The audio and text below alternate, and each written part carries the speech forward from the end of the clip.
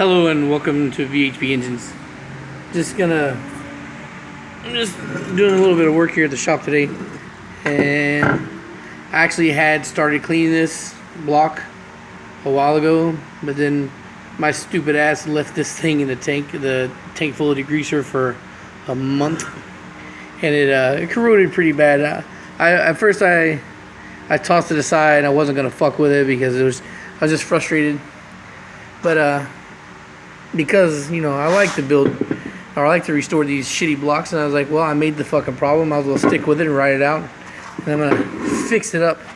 But I figured before I put it in the tank again and get back to my cleaning and fix these fucking cylinders, that I would do like a little walk along video to show you guys, as in like a follow-up video for the slideshow I made the other day about restoring these fucking engines.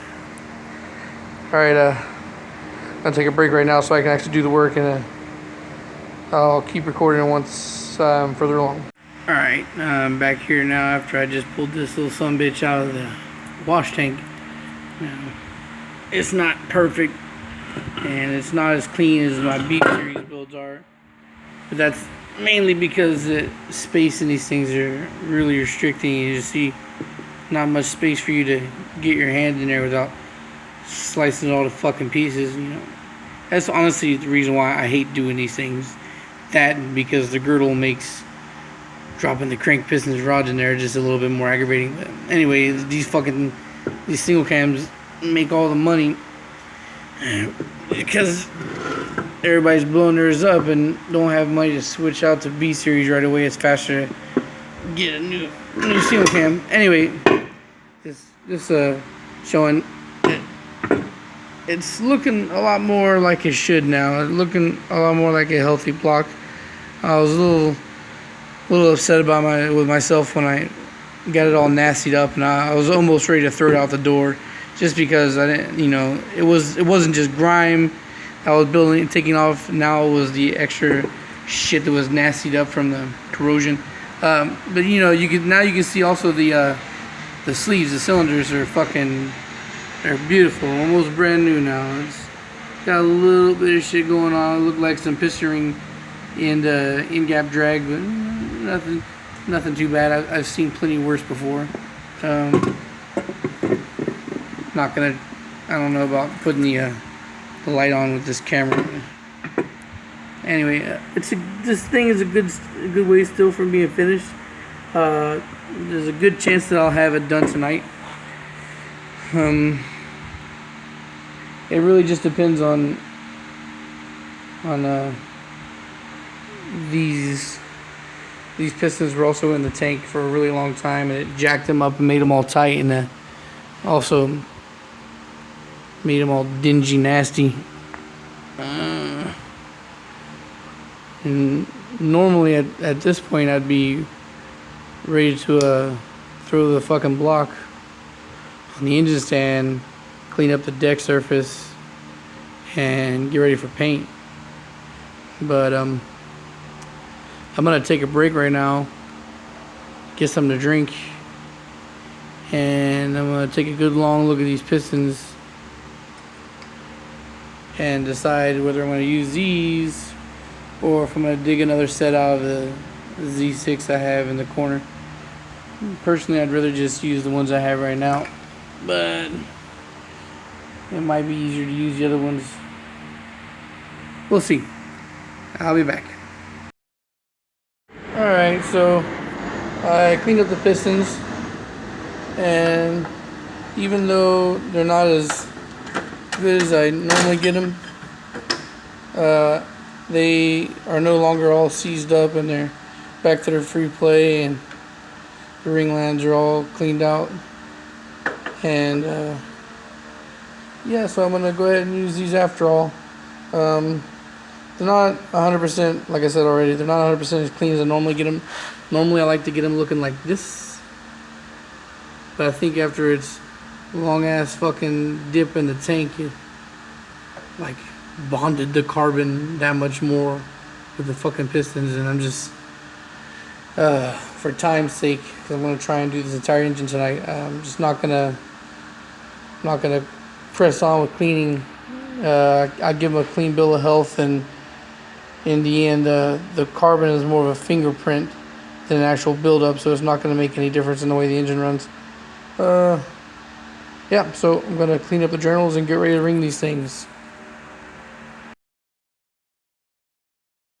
So it turns out this video's turning into something a lot more than I thought it was going to be. This was initially going to be just a save-a-ho video, but now that I've come this far along and I'm fairly confident I'm going to finish this tonight, I've decided that I'm going to go ahead and just pop in between every major step and turn this into an engine assembly video.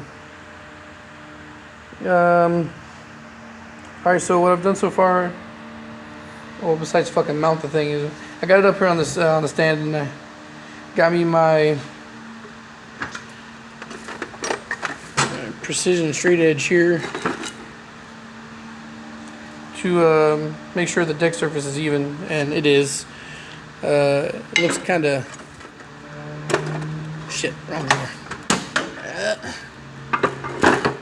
Looks kind of cacked up, and, you know, some old debris on there from the old gasket, I guess, making its impression. But there's no raises, there's no low spots.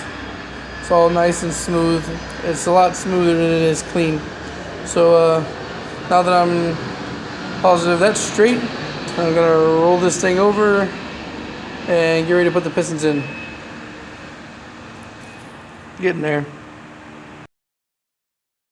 Okay, coming back now with the ring gap sequence, which is, I know for a lot of people, the thing that scares people the most when they're learning how to build engines, because it's such a important thing, important part of the build, and if you get it wrong, you know, you can have compression issues.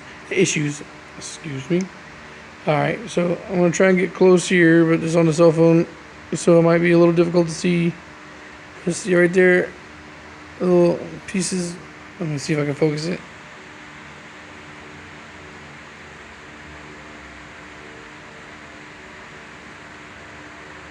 Well, anyway, right around there, you might be able to see where the metal comes together.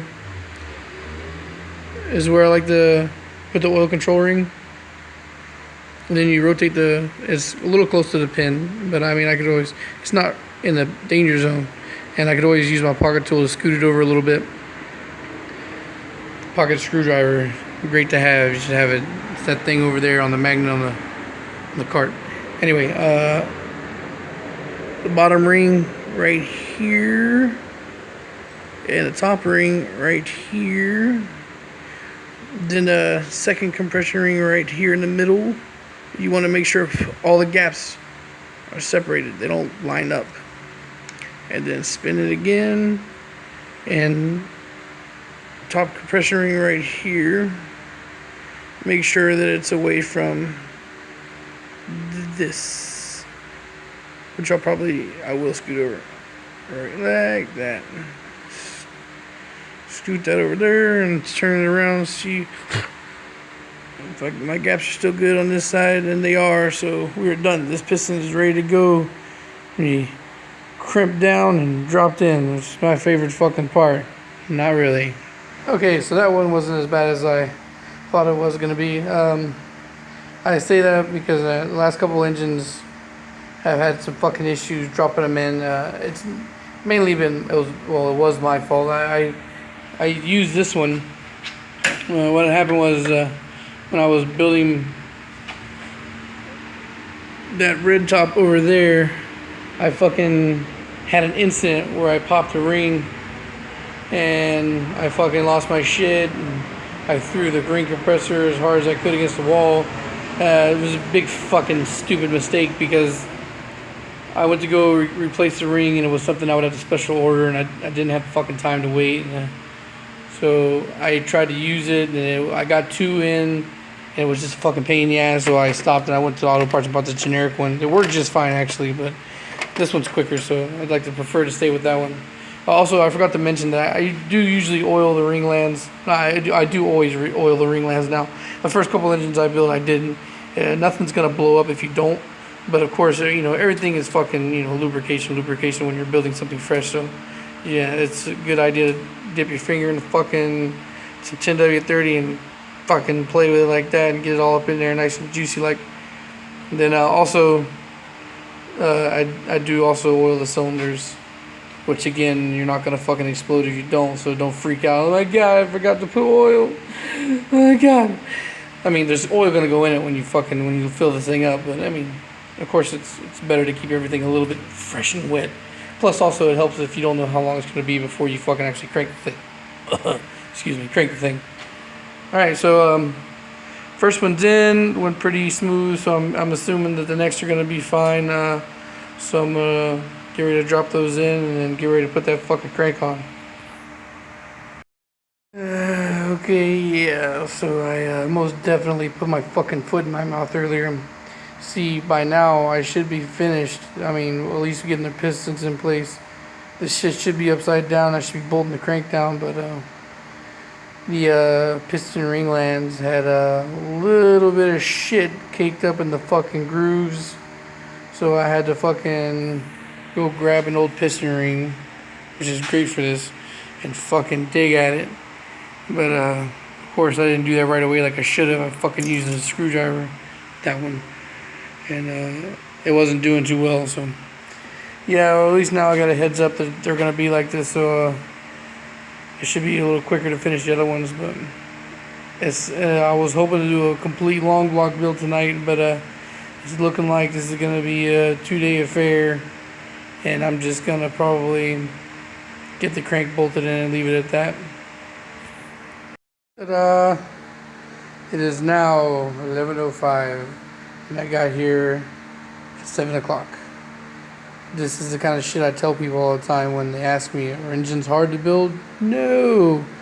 But because all the little bullshit that you run into along the way, it usually just becomes very time consuming. In my own defense, I did clean it and drop pistons and rods in the same day, and I normally split that into 2 different days. I'm gonna roll this thing over and get the crank bolted in, and then I'm calling it a night. Yeah, well, looks like I'm gonna end this here today. And a quick C turn here. Yeah.